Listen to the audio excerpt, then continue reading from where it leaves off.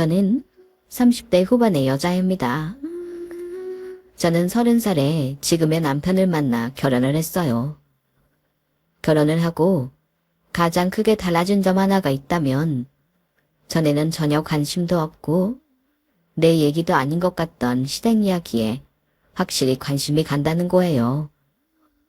시댁 얘기가 다 거기서 거기인 것 같아도 자세히 알고 보면 그 안에서도 되게 각양각색의 빌런이 있는 것 같더라고요.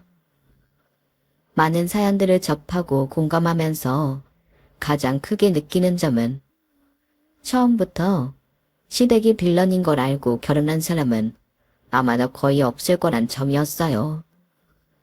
저 역시도 그랬거든요.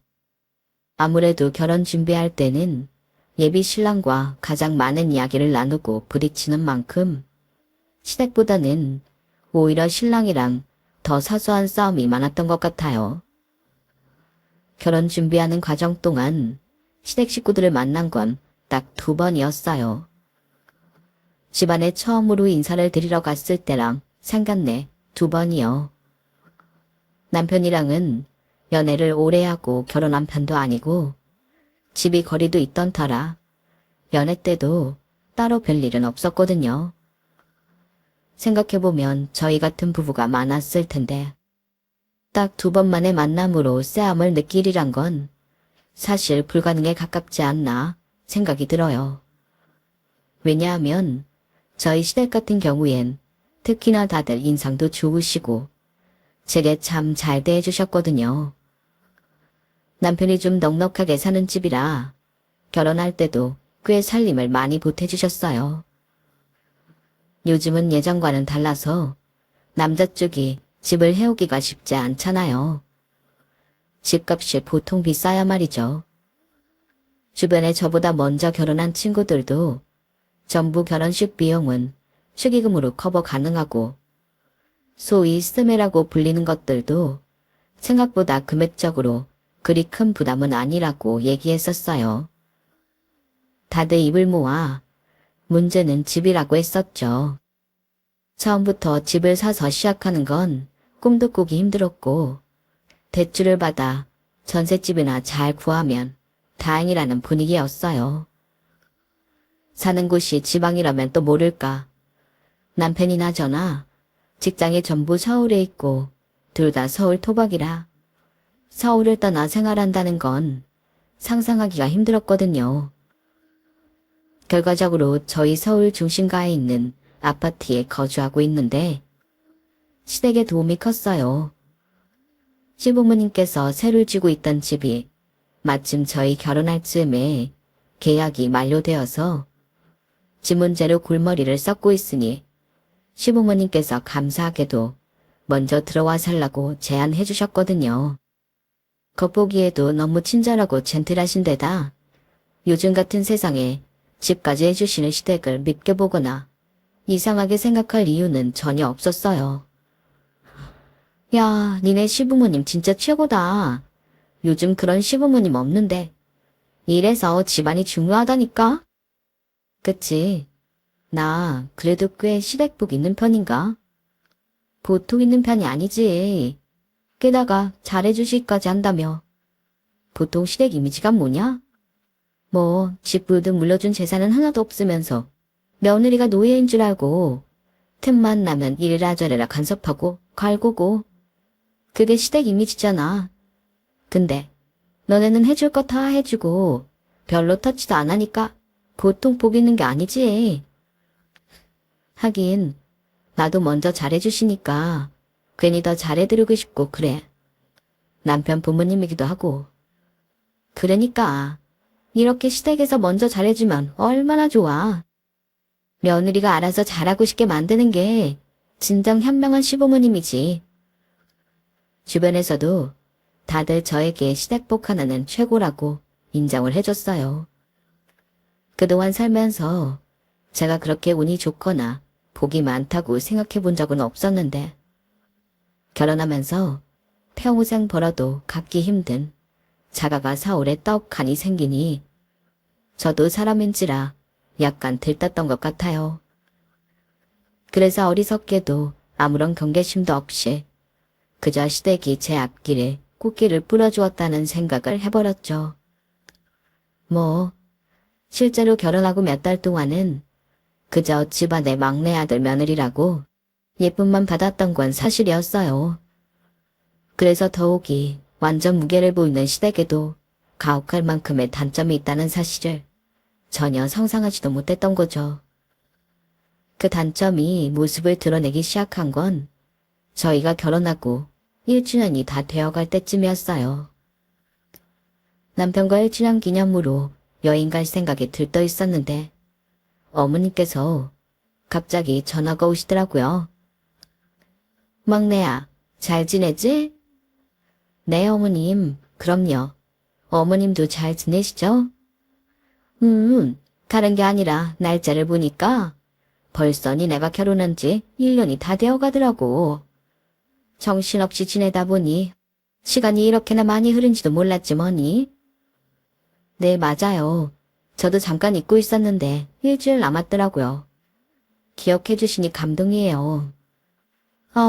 내 아들 결혼인데 어떻게 잊어? 그나저나, 그래서 1주년 때는 뭐 해? 어디 가는 건 아니지? 네? 저희 매년 결혼기념일에는 짧게라도 외국 여행을 다니기로 약속을 해서요. 올해는 일본에 다녀올 것 같아요. 맛있는 거 많이 사올게요, 어머님. 뭐? 일본? 네, 이럴 줄 알았어. 뭔가 찜찜하다 싶더라니 전화하길 잘했네. 네? 아니, 내가 가끔 점을 보러 가는 선녀님이 계시거든. 보는 김에 너희 둘도 올해 운세가 어떤지 한번 봐달라고 했는데 너희는 결혼했던 시기쯤을 늘 조심해야 한다더라고. 네? 그게 무슨 말씀이세요? 저희가 이상한 날짜에 결혼했다는 말씀이세요? 약간 머리가 띵해지더라고요. 어머님께서 다른 건 몰라도 결혼식 날짜만은 정말 잘 받아야 한다며 직접 받아오신 날에 결혼을 했거든요. 그때만 해도 어머님이 이렇게까지 사주나 신점, 미신 같은 것들에 의존하시는 줄은 몰랐어요. 보통 결혼식이나 이삿날 같은 건 미신을 맹신하지 않아도 다들 좋은 날짜를 받아서 하는 게 흔한 일이었으니까요.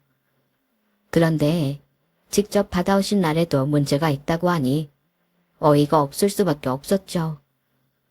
아니, 날짜는 참 잘 받았는데 매년 그 시기쯤 너희가 물 건너갈 일이 많은데 그걸 조심하라고 하더라고. 물 건넌다는 게 뭘 말하는 거겠어? 바다 건너 해외여행을 말하는 거지? 어머님, 그렇다고 해도 매년 결혼 기념일마다 여행을 안 갈 수는 없는 노릇이잖아요. 그리고 그럴 거였으면 저희가 굳이 그 날짜 말고 자유롭게 다닐 수 있는 더 좋은 날짜를 받아서 결혼을 했겠죠. 결혼 전에는 그런 말 한마디도 없이 무조건 그날이 좋다 해놓고 갑자기 이러시면 저희도 곤란해요. 그래. 나도 그 심정 알지. 나도 솔직히 듣고 조금 당황하기는 했어. 그런데 선녀님이라고 모든 게 한 번에 보이시는 건 아닌 모양이야. 그래도 이번에 내가 신점을 보고 와서 다행이지 뭐니?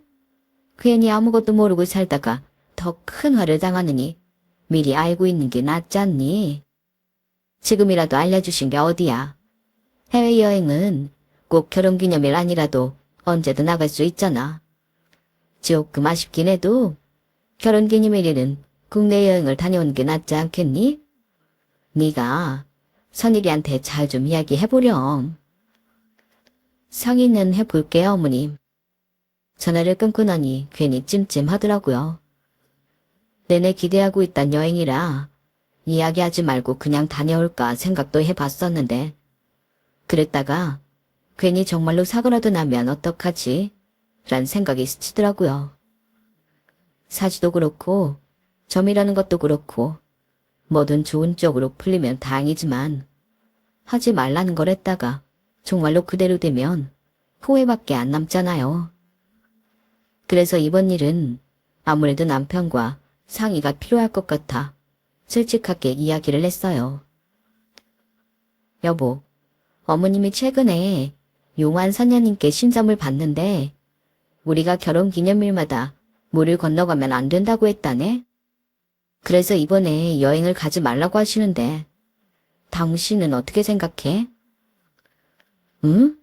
그래? 그럼 굳이 갈 건 없지. 여행은 다음에 가자. 제가 마음속으로 끙끙 앓았던 것에 비해 남편은 너무나 태연하고 쿨하게 대답해서 어쩐지 마음이 좀 서운하고 속상했어요. 근데 이번만이 아니라 매년 결혼기념일쯤에 조심해야 된다고 하던데? 그럼 우리 앞으로 결혼기념일에는 해외여행 한 번도 안 가? 뭐 꼭 결혼기념일만 날인가? 그 선녀님 나도 뵌 적 있는데 그분 말씀 들어서 나쁠 게 하나도 없어. 우리 집에 그 선녀님한테 전 보러 다니면서부터 잘 됐거든. 물만 안 건너면 되는 거니까 그렇게 어려운 일도 아닌데 웬만하면 지키자. 결혼기념일에는 국내 여행이나 호캉스 같은 거 하고 해외여행은 따로 날을 잡으면 되잖아. 알겠어. 워낙 기대했던 여행이라 그런지 저는 갈등을 하면서도 내심 남편이 뭐 그런 말에 흔들리냐며 저를 잡아주길 바랬었나 봐요. 그런데 남편마저 그 선녀님인지 뭔지를 강하게 신뢰를 하고 있는 것 같더라고요. 저도 사주팔자나 신점을 아예 안 믿는 것도 아니고 일이 잘 안 풀리거나 했을 땐 유명한 집을 찾아다닌 적도 있어서 이해가 아예 안 되는 건 아니었어요. 좀 아쉽긴 해도 꼭 해외여행 말고도 즐길 것들이 많으니 굳이 하지 말라는 짓은 안 하기로 남편과 합의를 봤죠. 그래도 매년 결혼기념일이 돌아올 때마다 다른 집 부부들은 해외에서 꽤나 의미 있게 기념일을 즐기는 걸 보면 마음 한켠이 꽤 씁쓸하더라고요. 신점이라는 게 사실 과학적으로 증명된 것도 아니고 아무런 근거가 있는 것도 아니라는 걸 알면서도 그 말에 묶여 기념일에 한 번도 외국에 나가지 못하고 있는 지금 과연 이게 정말 옳은 일인가 싶었던 적도 한두 번이 아니었어요. 하지만 그때만 해도 심각성을 제대로 느끼지 못했던 것 같아요. 피부에 와닿게 된 건 2세 계획을 본격적으로 시작하면서부터였죠. 너희도 슬슬 아이 가질 때가 되지 않았니? 이만하면 실혼도 즐길 만큼 즐긴 것 같은데? 네 어머님, 저희도 올해부터는 천천히 준비해보려고 해요. 몇 명 정도 계획이 있는 거니? 자세한 건 첫째 낳아보고 결정하겠지만 일단 둘은 낳으려고요.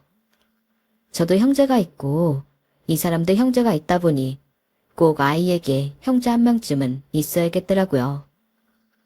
그치? 이왕이면 같은 성별 형제면 더 친구같이 잘 지낸다? 어차피 낳을 거 건장한 남자애로 둘 낳아.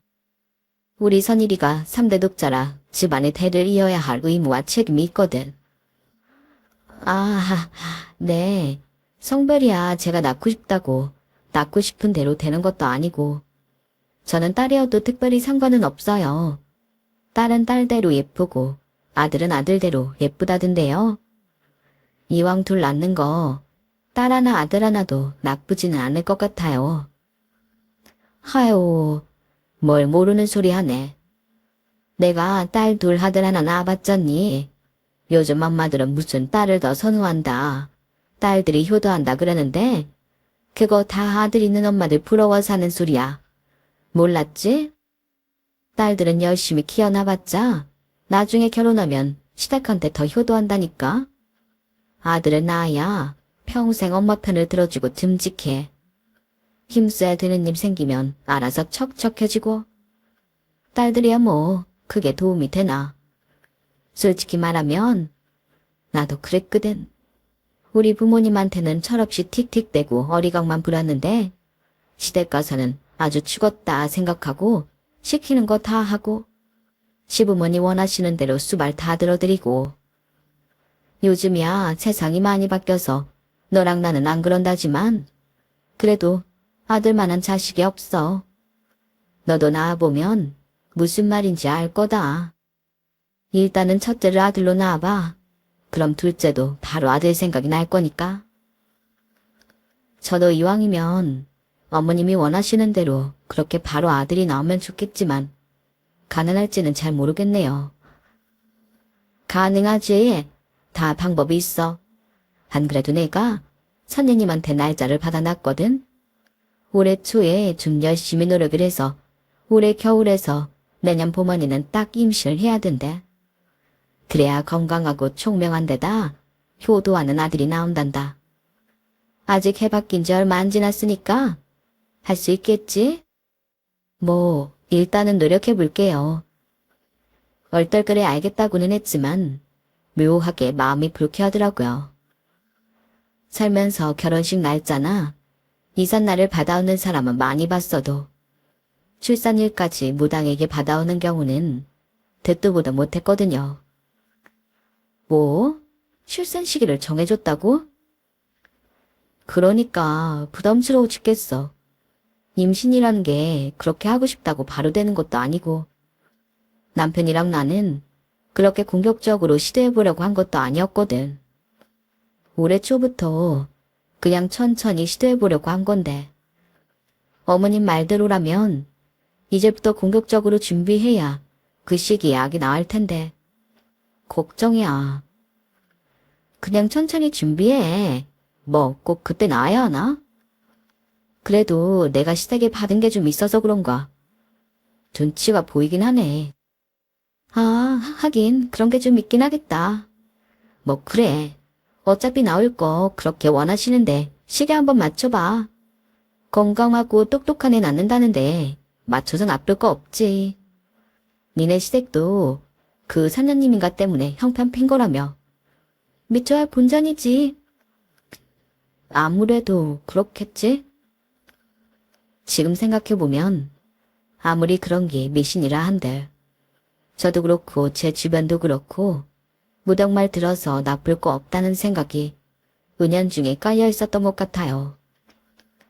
완전히 믿지도 않았지만 완전히 안 믿기엔 찝찝한 구석이 있어서였죠. 그런 식으로 생각하면 결국 제 삶이 하나부터 열까지 휘둘린다는 걸 알면서도 막상 겪어보니 벗어나기가 힘들더라고요. 준비는 잘하고 있니? 소식은 언제쯤 들려오려나? 게다가 어머님께서 너무 많은 간섭을 하기 시작했어요. 시도는 열심히 하고 있는데 생각보다 쉽지가 않네요, 어머님. 좋은 소식 생기면 바로 전해드릴게요. 걱정하지 마시고 조금만 기다려주세요. 과도한 관심이 부담스러워 한 말이었는데 어머님은 저희가 아무리 노력해도 아이가 안 생기는 걸로 착각을 한 건지 하루는 저한테 문자로 날짜 몇 개를 보내시더라고요. 문자를 보자마자 이게 뭐지 싶었는데 바로 전화가 와서 하신다는 말씀이 내가 보낸 문자 봤니? 네. 보긴 했는데 이게 무슨 날짜예요? 니네가 하도 진전이 없어서 선녀님한테 여쭤보니 그렇게 6날 중에 하루는 꼭 관계를 해야 한단다. 너희가 너무 타이밍을 잘못 잡아서 아기가 안 생기는 거래. 그 말을 듣고 다시 날짜를 확인해보니 제 가임기람은 전혀 거리가 먼 날짜들이어서 헛웃음이 나오더라고요. 긴 시간은 아니었지만 어머님 말씀에 마음이 싱숭생숭했던 지난 시간들이 좀 우스워지는 기분이었어요.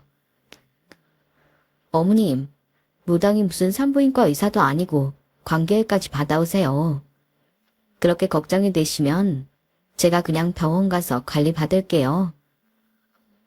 어머나, 얘 좀 봐라. 병원이야 그냥 아무애나 덜컥 생기게 하는 날로 잡아주겠지. 내가 낳아도 괜찮은 자식 낳으라고 다 돈 들여서 받아온 건데. 괜찮은 자식이고 말고 할 게 어딨어요. 다 키워봐야 하는 거죠. 그래, 그렇다 치고 어쨌든 첫째는 아들로 나오면 좋을 거 아냐. 저는 제 자식이 아들이든 딸이든 상관없다니까요, 어머님. 어머님께서 손자를 원하시는 건 알겠지만 제가 그날 남편이랑 관계를 해서 설령 정말 임신이 된다고 한들 딸이면 어쩌시려고 그러세요? 그래 뭐 간혹 그런 경우가 있을 수도 있다곤 하더라. 네가 딸의 기운을 가진 사람이면 그래도 방법은 다 있다고 하던데. 너도 선생님 만나러 가볼래? 저는 괜찮아요, 어머님. 좋은 소식 생기면 알려드릴 테니까 너무 그렇게 사방팔방으로 알아보고 다니실 필요 없어요. 이런 날짜 받아오는 데만 해도 돈 많이 쓰셨을 거 아니에요. 그래. 게다가 좀 넉넉하게 받겠다고 욕심 부렸더니 몇십만 원 깨졌다. 그러니까 속는 셈 치고라도 해보라고. 네? 몇십만 원이요? 쓸데없는 짓 그만하라는 뜻이었는데 날짜 맞게 받겠다고 몇십만 원을 썼다는 말에 또다시 부담감이 가슴을 짓누르더라고요. 여보, 어머님 좀 그 사내님한테 못 가게 하면 안 돼?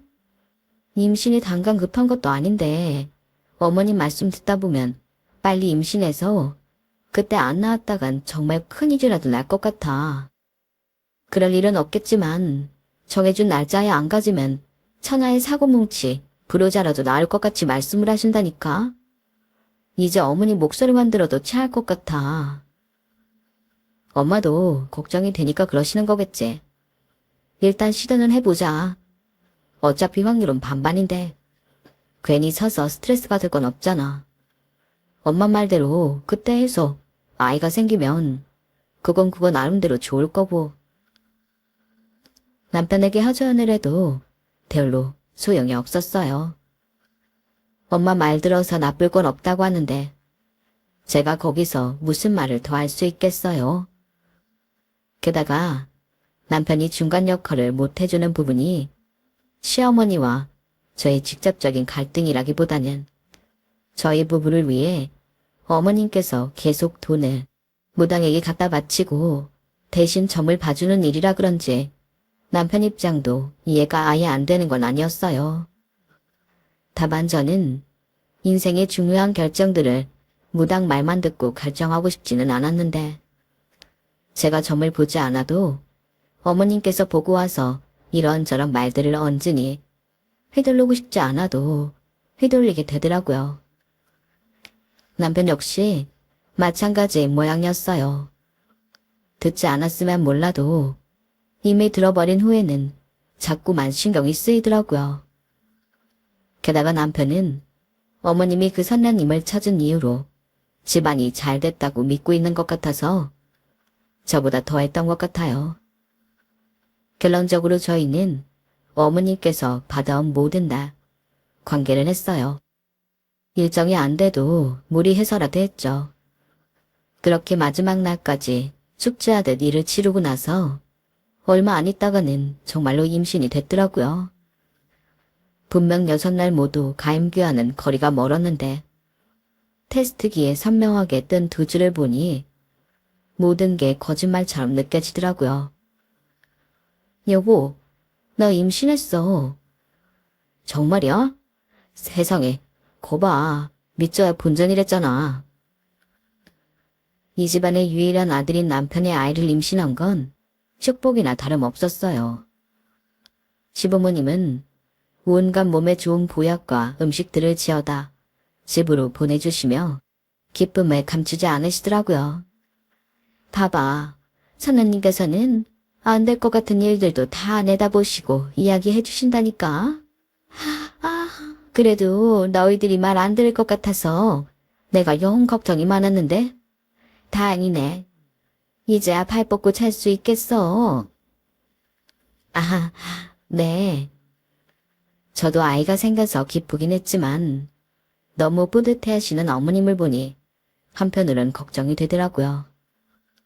어머님 말씀대로 선녀님이 점지해 주신 날짜에 관계를 맺어 아이가 생겼으니 앞으로 둘째 가질 때는 더 심하실 수도 있겠다 싶었어요.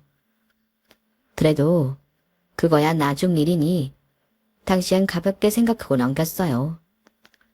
그런데 그렇게 아들일 거라고 굳게 믿고 있던 제 아이 성별이 딸로 밝혀진 거예요. 저야 딸이어도 별 상관이 없어서 예쁜 딸이 태어난다는 게 마냥 기쁘기만 했지만 어머님께는 청천벽력 같은 소식이었던 모양이에요. 이게 무슨 일이야 정말. 내가 선현께 여쭤보니 너희 쪽 조상 중에 누군가 강력하게 우리 집안 대를 끊고 싶어하는 사람이 있다나 봐. 모르긴 몰라도 우리 집 조상 중 누군가와 악연이 있는 모양이야. 이대로라면 둘째를 낳아도 아들이 어려울 것 같다는데 어쩌지? 그렇게 건강하게 아들을 낳을 거라고 할 땐 언제고 아이 성별이 여자로 밝혀지니 얼굴도 이름도 제대로 모르는 조상님들까지 끌고 와서 제 아이가 남자가 아닌 이유를 찾고 있으니 순간 기가 막히고 머리가 멍해지더라고요. 어머님, 제발 진정하세요. 저는 제 아이 성별이 별로 상관이 없다니까요. 어머님께서 워낙 아들을 원하셔서 아쉬우신 건 알겠지만 요즘은 옛날처럼 아들만 좋다고 하는 시대도 아니에요, 어머님. 요새는 딸이 더 예쁘다고 딸 낳은 부모들 더 부러워해요. 아시잖아요.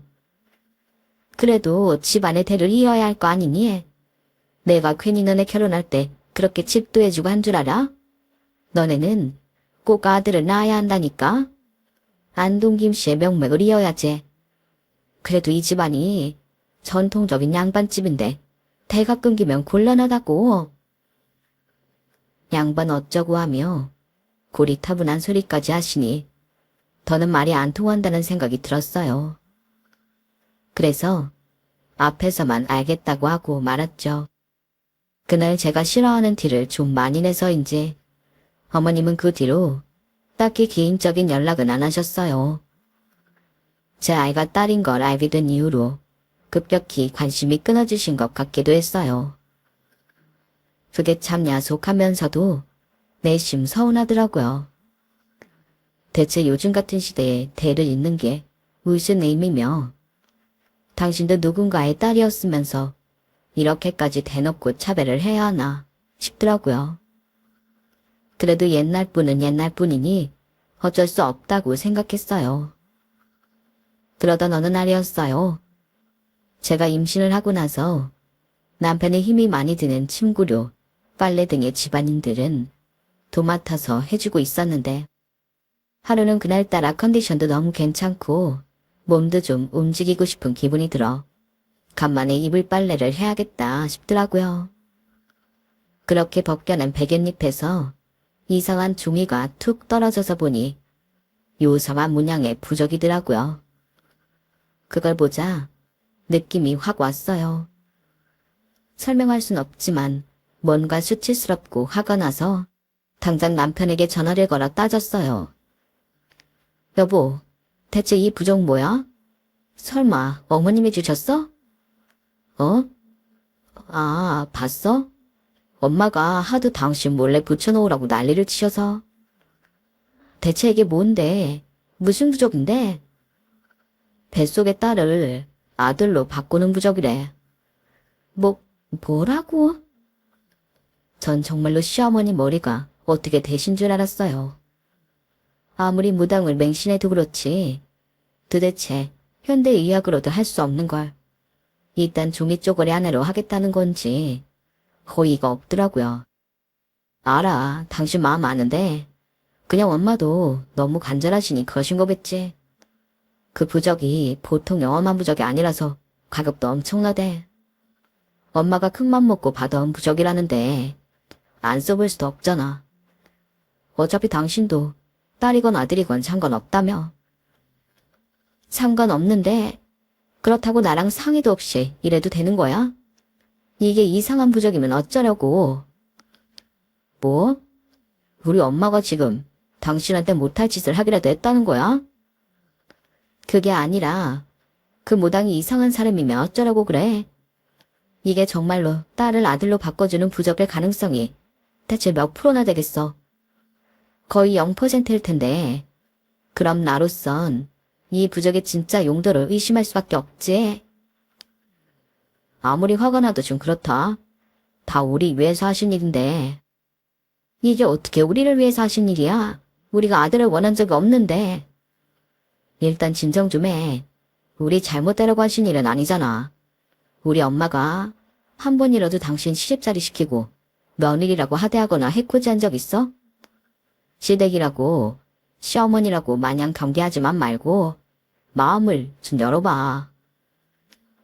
됐다. 당신도 알게 모르게 그 선녀님 맹신하고 있는 건 알지? 그런 사람한테 내가 무슨 말을 하겠어. 알겠으니까 다신 이런 짓 하지 마. 부적을 얼마나 좋은 걸 썼던, 얼마나 비싼 걸 했던 상관없어. 내 눈에 보이면 다 찢어 없애버릴 거니까. 알겠어? 남편은 저랑 더 싸우기는 싫었는지 순순히 알겠다고 하더군요. 그렇게 저는 별다른 이슈 없이 예쁜 딸을 낳았어요. 아직도 현실을 받아들이지 못하신 건지 왜 아들이 아니냐며 중얼거리는 시어머님의 정신나간 헛소리는 한 귀로 듣고 한 귀로 휘어버렸죠. 그런데 딸이 태어나고 나서 반년간은 마냥 예쁘고 좋았지만 제 딸이 좀 많이 아팠어요. 아기들이야 원래 잔병치레가 잦다곤 하지만 저희 처대는 유독 심했던 것 같아요. 하루에도 몇 번이고 아이가 앓을까봐 걱정을 하느라 몇십 년은 늙어버리는 기분이었어요. 집에서도 온 식구가 아기가 아플 때마다 뒤집어졌죠. 안 그래도 원인을 몰라서 기분이 안 좋고 걱정이 되는 마당에도 시어머니는 자꾸 듣기 거슬리는 소리를 하시더라고요. 이게 다 그때 부적을 쓰다 말해서 그래. 그때 부적 써서 아들 낳았으면 참 건강한 애가 나왔을 텐데. 요즘 애들은 이렇게 말을 안 들어서 난리라니까. 그 뒤로는 어머님의 간섭이 더 심해지셨어요. 저도 괜히 아이가 아플 때마다 어머님이 했던 말들이 떠오르면서 스스로 너무 괴로워지더라고요. 정말로 그런 게 존재하기는 하는 건가? 괜히 고집부렸다가 아이도 저도 고생하는 건가 하고요. 마음이 힘들 때 그런 소리를 들으니 정말로 저도 모르는 사이에 그런 말들에 귀를 기울이게 되더라고요. 제 딸은 3살쯤 되니 좀 아픈 빈도가 잦아졌어요. 그것도 어머님이 선녀님에게 매일 기도를 드려서 나아진 거라고 하더라고요. 지금 생각하면 믿거나 말거나 같은 소리지만 그땐 저도 너무 힘들어서 그랬는지 그 말을 철석같이 믿게 됐었어요. 그래서인지 둘째를 가질 때는 자연히 어머님 말을 듣게 됐어요. 좀 지나치다 싶은 간섭도 안 듣고 넘어가기가 힘들더라고요. 너 어제는 했니? 네가 첫째 때 내 말을 안 듣고 멋대로 해서 이 사단이 났으니 내가 네 말을 믿을 수가 있어야지. 네, 어머님. 말씀대로 어제 했어요. 이제 어머님 말씀 마음대로 어기는 일 없으니 제발 일일이 확인은 하지 말아주세요. 저도 사람인지라 시어머니께 이런 걸 확인받는 게 너무 좀 그래요. 그래. 넌 네 입장이라는 게 있겠지만 나도 내 입장이 있는데 어떡하니? 그러게. 처음부터 말을 잘 들어줬으면 좀 좋아. 니네가 괜히 서서 고생할 일도 없고 이렇게 서로 피곤하게 간시할 일도 없잖니. 그쯤 되니 정말 체념이 되더라고요. 그래, 다 내 잘못이다. 내가 죽일 인간이지. 그런 마음까지 들었어요. 시어머니의 그 등살들을 어떻게 견뎠는지도 모르겠네요. 둘째는 첫째와는 달리 임신하는데 더 오래 걸려서 고통은 더 심해지고 있던 와중 어머님이 또다시 날짜를 받아오셨어요. 이날은 니네 무슨 수를 써서라도 애를 가져야 한단다. 이때 태어나는 애가 부모한테 꽃가마를 태워준다나? 그래서 이날은 관계를 한 번만 하지 말고 혹시 모르니 여러 번 하라고 하네. 이번에도 흘려듣지 말고 제발 내 말대로만 해. 알겠니? 정말 얘기만 들어도 다크서클이 내려올 것 같았어요. 시어머니는 말씀하신 날짜에 저희 집에 말도 없이 쳐들어오셔서는 저희 안방에 온갖 부적들을 붙이고 쇼까지 피우시고 가셨어요. 정말 이렇게까지 해야 되나? 너무하다 싶더라고요. 남편도 좀 껄끄러워하는 것 같았지만 첫째가 많이 아파서 고생했던 것 때문인지 또 믿자여 본전이라면서 시도나 해보자고 하더라고요. 그렇게 2번 정도 관계를 시도한 뒤 정신적인 스트레스가 너무 극심해졌어요. 이게 뭐하는 짓인가 싶은 생각이 드니 너무 힘들더라고요.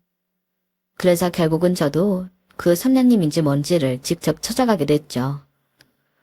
뭐 도대체 얼마나 큰 꽃가마를 태워준다고 이러나 싶어서요. 제가 생각했던 것보다 선녀님이라는 사람은 아주 젊더라고요. 일반 오피스텔 같은 곳에 방 한 칸을 신당으로 꾸며놓고 지내는 사람이었어요. 저를 척 보더니 이 여사 며느리구나 하고 알아보더라고요.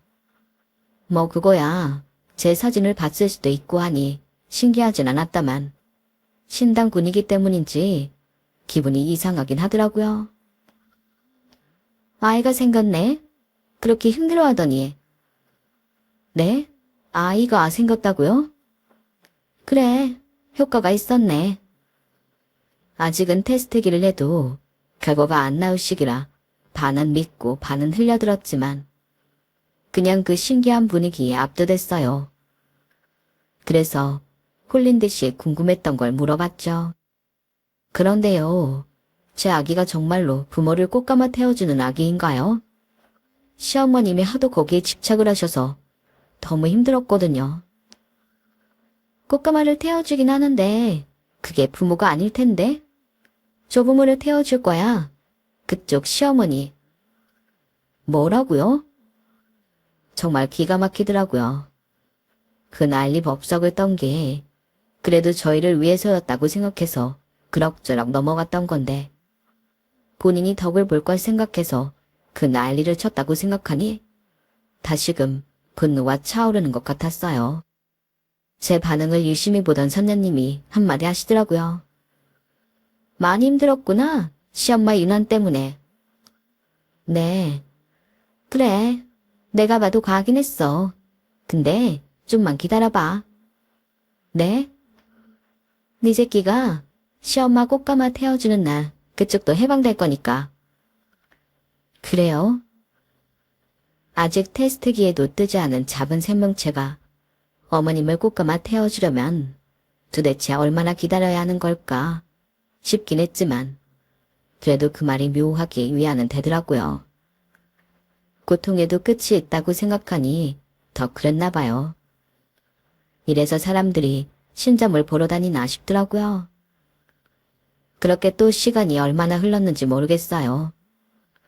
저는 이번에는 정말로 아들을 낳았어요. 그 잡다한 것들이 정말로 효과가 있었던 건지 아니면 둘째는 원래부터 아들을 운명인지 모르겠지만 확실한 건 시어머니가 너무 좋아하셨다는 거였어요. 아, 거봐. 내 말 듣길 잘했지. 아들이잖아. 얘가 우리 집안 4대 독자네. 아유, 요 잘생긴 거 봐라 아주.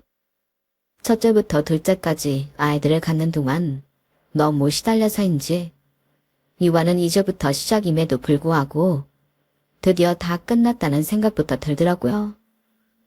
앞으로는 아이를 더 낳을 생각이 없으니 시댁에게 엮여 고통받을 일도 없을 거란 생각이 들었어요. 하지만 어머님은 4대 독자가 태어난 게 도대체 얼마나 기쁘신 건지 저희 집에 출입이 훨씬 잦아지셨어요. 혼자 아이를 보는 것보다야 육체적으로는 도움이 됐지만 저는 당시 너무 큰 스트레스를 받은 후라 그런지 어머님 얼굴만 봐도 소화가 안 되고 정신적으로 힘들었어요. 여보, 어머님 좀 그만 오시라고 하면 안 돼? 나 정말 너무 힘들어. 엄마와 그래도 오시면 육아도 돕고 하시잖아. 안 오시는 것보단 낫지 않아? 남편 역시 서투른 육아에 지쳤는지 시어머니가 오시면 내심 좋아하는 것 같았어요. 그래서인지 제가 불만을 토로해도 적극적으로 어머님의 방문을 막지는 않더라고요. 그러던 어느 날이었어요. 어머님께서 눈 오는 날 저녁에 전화가 오신 거예요. 우리 손자는 잘 놀고 있어? 네, 어머님, 이제 재우려고요. 아, 이상하게 눈이 오니까 우리 눈사람같이 생긴 손주가 너무 보고 싶네. 지금이라도 좀 보러 갈까 하는데 괜찮지? 어머님, 지금 시간이 많이 늦었어요. 밖에 눈도 내리고 있고요. 내일 아침에 눈 좀 녹으면 남편한테 모시러 가라고 할게요. 그때 오세요. 아니야. 오늘따라 손주가 너무 보고 싶어서 그래. 사실은 낮잠을 잤는데 손주 녀석이 꿈에 나왔거든. 저 어린 놈이 훌쩍 커서는 태어나게 해주셔서 감사하다고 인사를 올리는 거 있지? 지금은 완전 아기인데 꿈에서는 몰라보게 컸더라니까. 이 녀석이 정말 꽃가마를 태워줄 녀석이긴 한가 봐. 그 꿈을 꾸고 나니 하루라도 이 어리고 예쁠 때 모습을 많이 봐놔야겠다 싶지 않겠어? 맞다, 어머님. 말씀을 못 드렸었는데요. 저도 그 선녀님 찾아뵀었거든요. 그런데 아이가 제 꽃가마가 아니라 어머님 꽃가마를 태워드릴 거라 하던데 알고 계셨던 거예요? 응? 아, 응. 내 꽃가마 태워준다고 하면 네가 안 나으려고 버틸까 봐. 약간 양념 좀 쳐서 말했지. 이왕 낳는 거 나 호강시켜줄 손주로 나오면 더 좋지 않니? 근데 그게 왜? 뭐 이제 와서 불만이라도 생긴 거야. 그런 게 아니라요. 좀 제 입장에서는 당황스러웠거든요. 제 입장에선 좀 그렇잖아요. 어머님이 저희를 위해서 그러시는 건 줄 알았는데 본인을 위해서 그 비싸고 좋은 부적 집에 덕지덕지 붙여놓으셨다는 게요. 그래서 뭐 따지기라도 하게? 그런 건 아니고요. 이상한 건 그날따라 어머니께서 묘하게 들뜨시고 이상하게 신경이 날카롭게 곤두서 있으셨어요. 저희 집에 어떻게든 오시겠다는 걸 정말 말리고 싶었지만 그날따라 더 말리기가 힘들더라고요. 그래서 모르겠다. 될 대로 되라 싶었죠. 어머님께서 버스에서 내릴 때쯤 남편이 모셔오기로 하고 남편이 나갔어요. 그런데 한참을 기다려도 올 때 다 된 남편이 오질 않더라고요. 여보, 왜 이렇게 안 와? 전화를 걸어도 한 번에 받질 않고 한참 있다가 받더라고요. 무슨 일이라도 생긴 건 아닐까 엄청 걱정이 됐어요. 집에서 발만 동동 굴리며 초조해하고 있는데 바로 연락이 오더라고요. 별일 아니길 바랬지만 남편에게서 걸려온 전화는 충격적이었어요. 어머님이 탄 버스가 오시는 길에 대형 추돌 사고를 당했다고 하더라고요. 뉴스를 켜니 워낙 큰 사고라 관련 소식이 나오고 있었어요. 어머님은 곧바로 응급실로 실려가셨는데 연세가 연세인지라 얼마 못 버티고 돌아가셨어요. 갑자기 일어난 일들이 정말 믿기지가 않더라고요. 그렇게 죽도록 밉고 저를 힘들게 했던 어머님인데도 오밤중에 그저 귀한 손주가 보고 싶다고 나오셨다가 너무 허무하게 가신 것 같아 눈물이 났어요. 한바탕 눈물을 쏟고 정신없이 장례를 치르고 나니 문득 쎄한 기분이 들었어요. 분명 아이가 어머님 꽃가마를 태워준다고 했었던 것 같은데 오히려 어머님이 아이를 보겠다고 나섰다가 돌아가셨으니까요.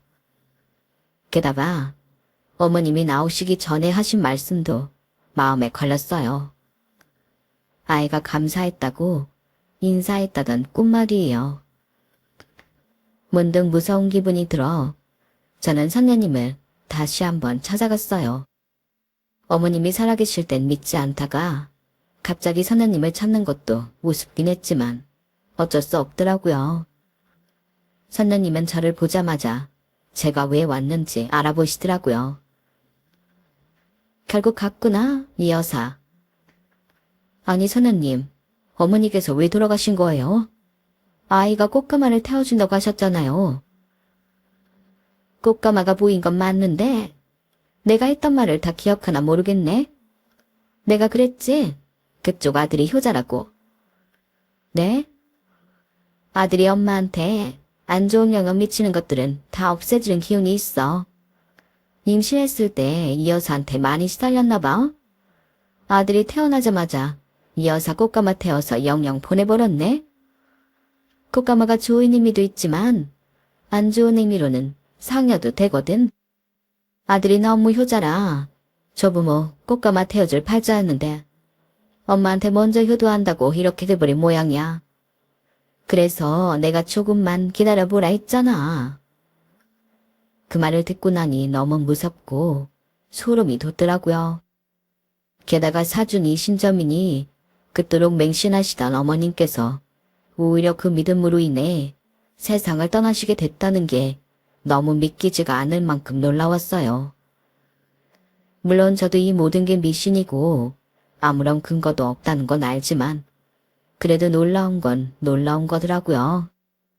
저는 그날을 마지막으로 사나님은 물론이고 사주, 신정, 무당집 이런 곳엔 영영 발길을 끊었어요.